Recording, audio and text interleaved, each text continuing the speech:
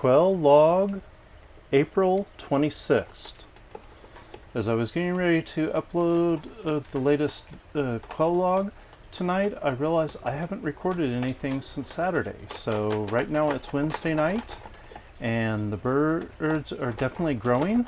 And the one thing that has happened since the last time I checked in is I did lose one of the two, or the one that was sitting in by the thermometer last time that wasn't moving very well.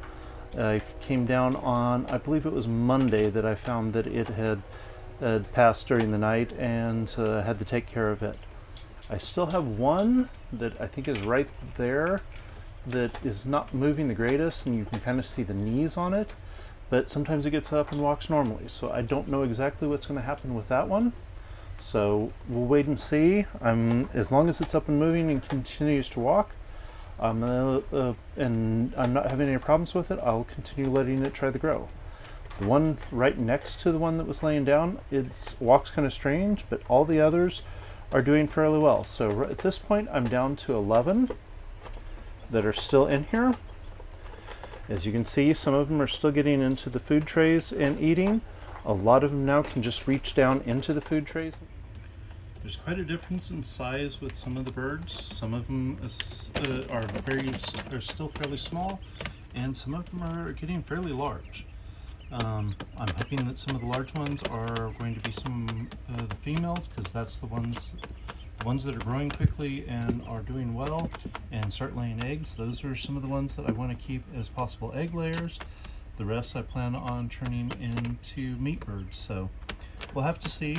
My luck, all the big ones back there are going to end up being boys, and I will have a lot of meat birds to deal with and not as many of the new egg layers. But for this attempt, it's me just trying to see, okay, can I hatch them? Can I raise them? And how many do I end up losing? And what can I learn from trying to deal with them dealing with them for the first time and seeing how well they do? So we will see where that goes from there. I do believe that quite a few of my older pharaohs have went into molt again. I'm definitely seeing a lot more feather loss, and they're definitely not laying as well, which is kind of what I expect from when they go into the molt. But the other thing is that I'm finding that my Pharaoh boy is still trying to mate with them. And so I'm thinking tonight we're going to, after lights out, I'm going to move Pharaoh boy down into a cage by himself and probably move Blue back up. I have not seen him molting, or the Pharaoh boy molting at all yet, and I haven't really checked to see whether the younger of the female pharaohs is molting. But when I start looking at my speckles, I'm finding that at least the speckled boy is definitely starting to molt and lose feathers, and I believe some of the girls are starting to do that too. But they're definitely getting close to the 6 months age, and it's getting in that time of year that they may be starting to do their first molt. So I'd hope that it might be closer to 9 months, but if they were 6 weeks when I got them, they'd definitely be over this 6 months at this point. And I think that's why I'm having some of the laying issues I am. But for these guys, they haven't really stopped laying yet and not not showing as much. It was the Pharaoh, or the speckled boy here, that we noticed first was really losing some of his feathers and wasn't looking quite the same as what he had been before. So that's what makes me believe that they're starting to go into molt, and we're going to see a little more molt over the next few weeks. Blue has been doing just fine down here, and actually has grown in back some of her feathers. So I'm a little happy about that, and we'll see if putting her back up with the other girls and removing the boy will help most of them grow back more of their feathers. And Black is just Black.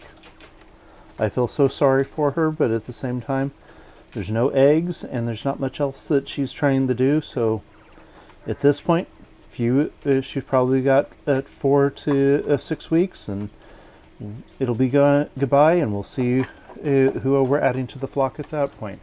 Or I guess I should be saying that it's a bevy, I think is what the actual name for my having all the quail that I do. So But that's where we're at for today, and we'll see where things go as I move people around tonight, and we'll see how the babies are doing.